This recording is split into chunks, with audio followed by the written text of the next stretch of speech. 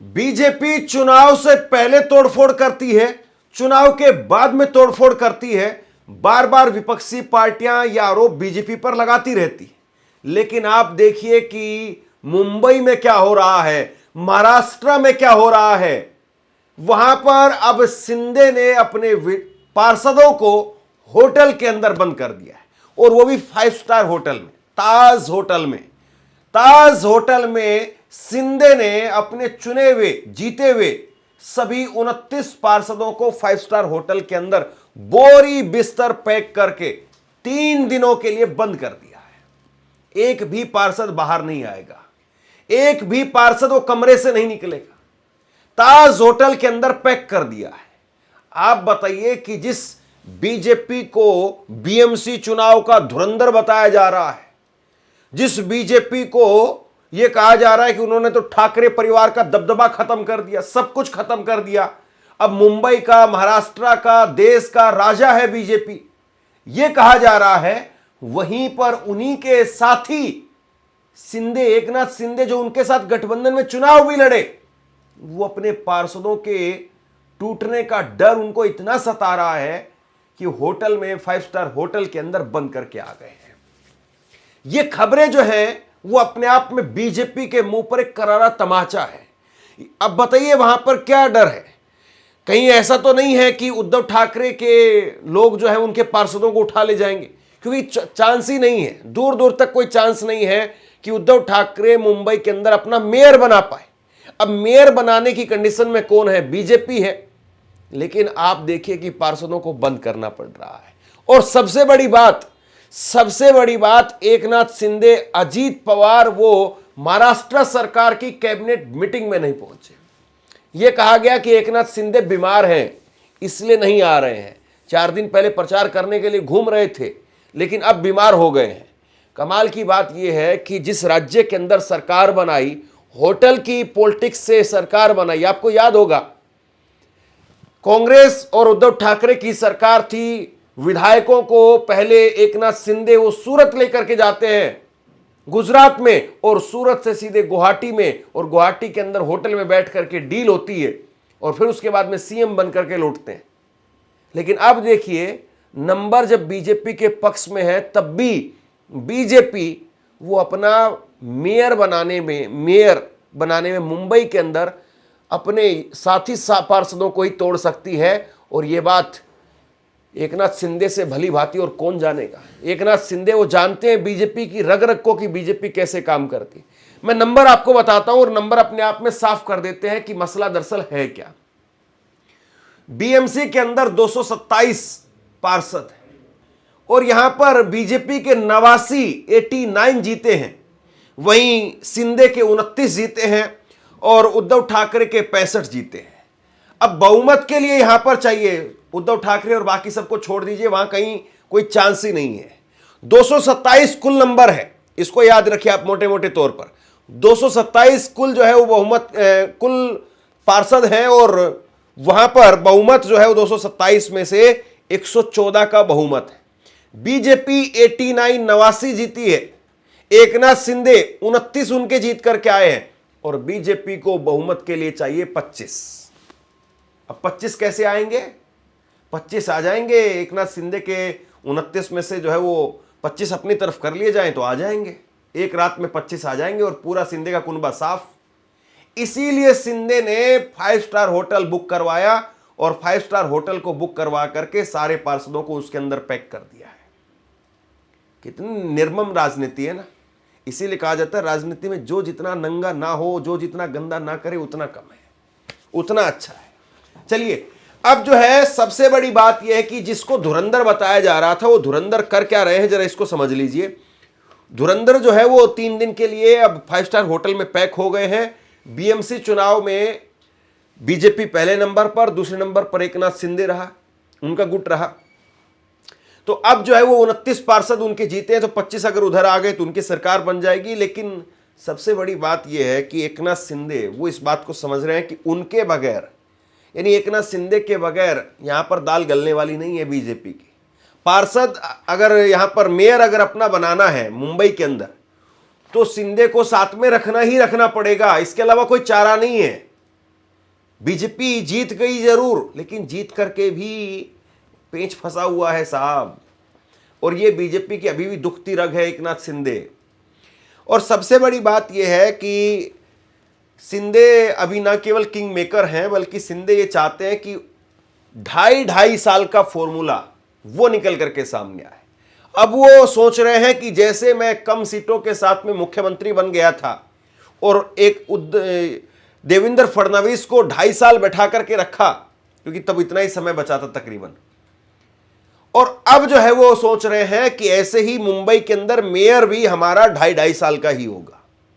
अब ये जो है वो 2.5 साल उनका मेयर बनेगा, या पता चले उनके जितने जीते हुए पार्षद है वही सारे निपट जाएं। और दूसरी बड़ी बात वो कह रहे हैं कि स्टैंडिंग कमेटी वो हमारे पास में रहे।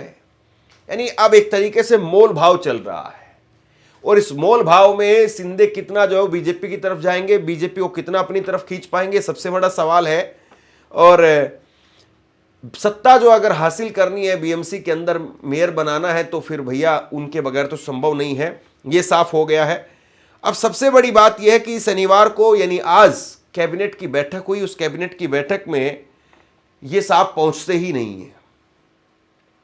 और दूसरी तरफ जो है वो आप देखिए कि अगर 29 नगर निगमों की बात करें, महाराष्ट्र के अंदर कुल 29 नगर निगमों की बात करें, तो यहां पर टोटल जो सीट है वो 2869 सीट है। 2869 टोटल सीट है, और 2869 में से 1425 सीटें बीजेपी जीती है। शिवसेना वो 399 सीट जीती है। शिवसेना ये एकनाथ शिंदे वाली है। कांग्रेस तीसरे नंबर पर रही है, और ये बहुत बड़ी बात है, महाराष्ट्र के अंदर कांग्रेस तीसरे नंबर पर है। कांग्रेस को भी 324 सीटें वहां पर कांग्रेस को मिली है। एनसीपी अजीत पवार वाली वो 167 सीटें उनकी आई हैं, और शिवसेना उद्धव ठाकरे इनके पास में 155 सीटें हैं।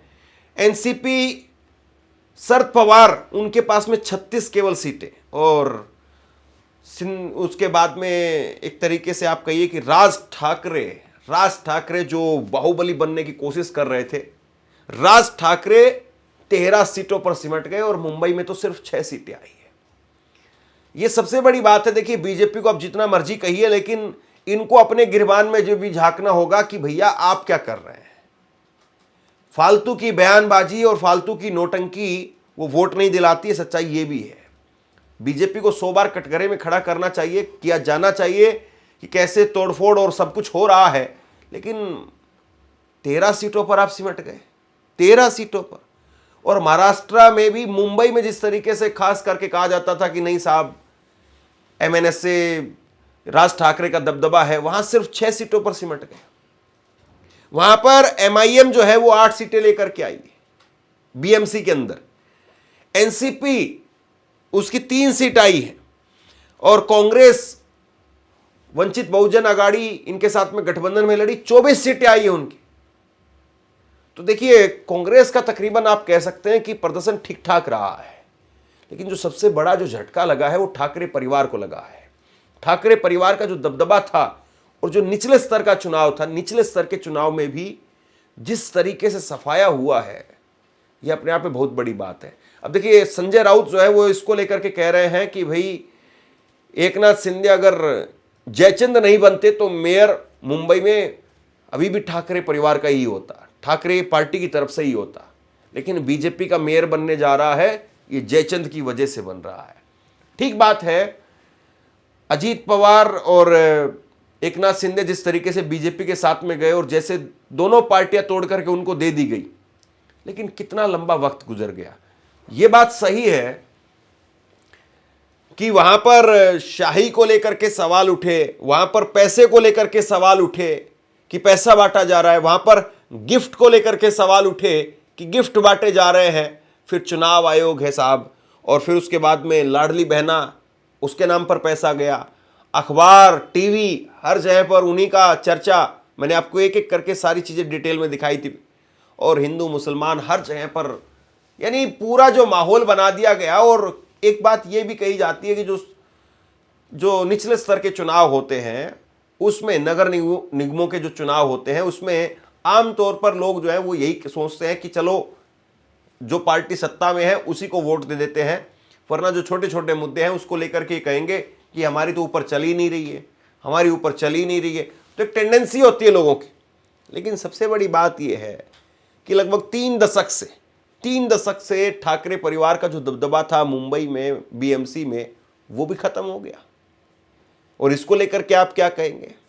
कांग्रेस बीजेपी पर 100 सवाल खड़े करिए, एकनाथ शिंदे पर 100 सवाल खड़े करिए, लेकिन आप अपना गढ़ क्यों नहीं बचा पा रहे? और दूसरी बड़ी बात कि ठाकरे परिवार एक हुआ था, राज ठाकरे और उद्धव ठाकरे एक हुए, लेकिन उसके बाद में भी देखिए आप नतीजे नहीं आए, इसको लेकर के क्या कहें? और राज ठाकरे वो तो अभी भी कह रहे हैं, राज ठाकरे कह रहे हैं कि दुख की बात है कि मनसे की उम्मीद के मुताबिक उनको कामयाबी नहीं मिली, लेकिन हम हिम्मत हारने वालों में से नहीं हैं। हमारी लड़ाई मराठी लोगों और मराठी भाषा और मराठी पहचान के लिए थी, और ये लड़ाई हमारे वजूद की लड़ाई है। ये ऐसी लड़ाइयाँ लंबे समय तक चलती रहती है।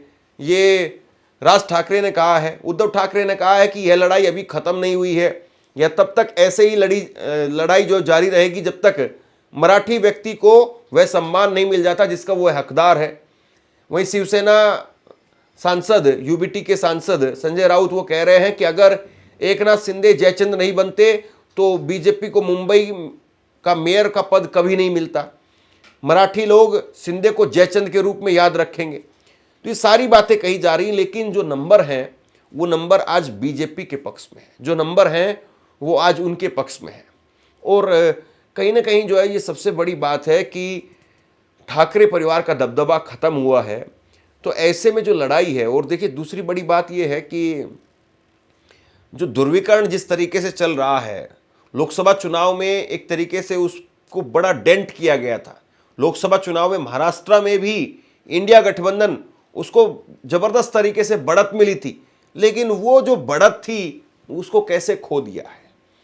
लोकसभा चुनाव में इंडिया गठबंधन ने जिस तरीके से बीजेपी को 232 पर धकेल दिया था, 400 पार की बात कर रहे थे ये, लेकिन आप देखिए कि एक एक करके राज्य दर राज्य, महाराष्ट्र के अंदर अभी ये चुनाव, इससे पहले हरियाणा का विधानसभा चुनाव, बिहार का चुनाव, दिल्ली का चुनाव, राज्य दर राज्य जो है वो आप हारते चले जा रहे हैं। और राज्य दर राज्य जब लगातार आप चुनाव हार रहे हैं तो फिर रिकवरी बहुत मुश्किल हो जाती है, क्योंकि आप इतनी चोट आपको पड़ती है। उसके बाद में 1-2 राज्य अगर आप जीत भी जाएंगे, फिर लोकसभा के लिए उस तरह का मूवमेंट नहीं बन पाता है।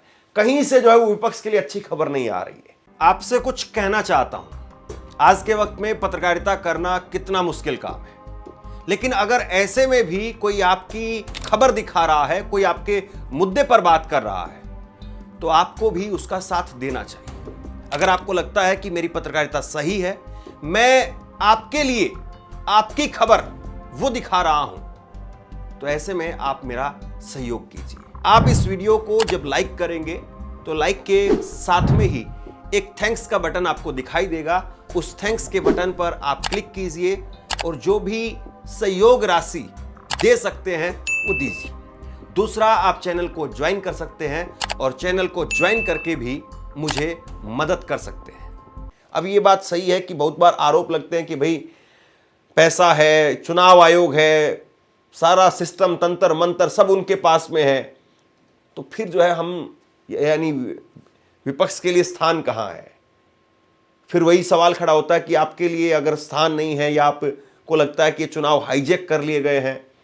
बहुत सारी वीडियोस सामने आई और वो सारी वीडियोस मैंने दिखाई है आपको कि कैसे जो है वो लोगों को रातों रात गिफ्ट बांटे गए, पैसे बांटे गए, घर घर जाकर के लिफाफे दिए गए, 3-3 हज़ार रुपये लिफाफों में डाल डाल करके बांटे गए। बहुत सारी चीज़ें सामने आई, लेकिन फिर आप चुनाव क्यों लड़ रहे हैं?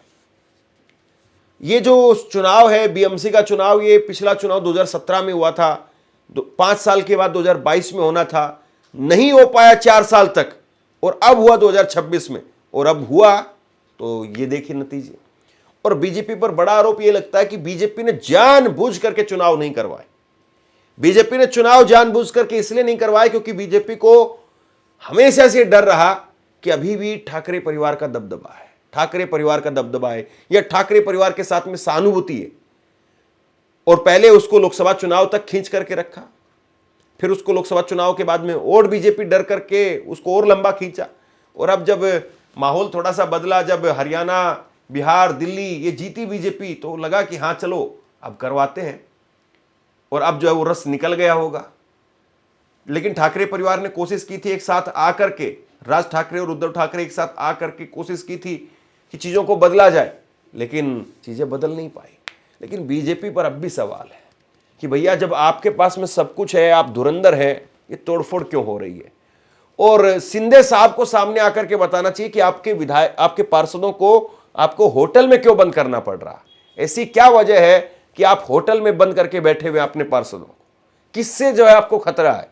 उद्धव ठाकरे से खतरा है या बीजेपी तोड़फोड़ की राजनीति कर रही है आज भी सरकार में होने के बावजूद?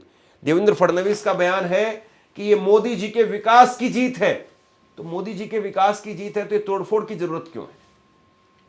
देवेंद्र फडणवीस कह रहे हैं कि हम शिंदे के साथ में बैठ करके चर्चा करके सारा फैसला करेंगे।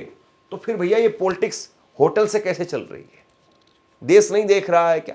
लोग नहीं देख रहे हैं क्या कि किस तरीके से लोकतंत्र का चीरहरण हो रहा है? और वो भी तब जब सब कुछ आपकी मुट्ठी में है, सब कुछ आपके हाथ में आ गया, तब भी आप देखिए कि तोड़फोड़। और अपने ही लोगों को, शिंदे तो जानते हैं ना कि किस रास्ते से गए थे और किस रास्ते से उनको जो है वो निकाला जा सकता है। शिंदे जानते हैं इस बात को। और विधानसभा चुनाव में बीजेपी को कोई शिंदे की जरूरत नहीं है। और अब लोकसभा में भी मोदी जी ने एक तरीके से बिहार, महाराष्ट्र और दिल्ली, हरियाणा, इन सब चुनाव के बाद में वो वर्चस्व स्थापित कर लिया कि अब चाहे नीतीश कुमार हो, चंद्रबाबू नायडू हो या एकनाथ शिंदे हो, इनके सांसदों की भी अब ऐसा कहा जाता है कि हिम्मत बची नहीं है कि ये कहीं से वापस कर ले या कहीं से जो है वो इंडिया गठबंधन या इधर उधर कुछ हो जाए। अब कुल मिलाकर के 2029 तक चीजें ऐसे ही चलनी है।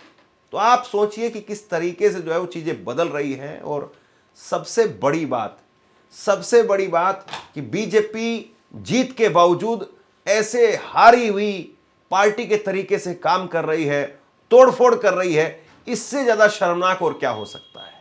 और मोदी जी बधाई दे रहे हैं ट्वीट करके। क्या मोदी जी होटल का बिल नहीं देख रहे हैं कि होटल का बिल कैसे आ रहा है और कौन भर रहा है?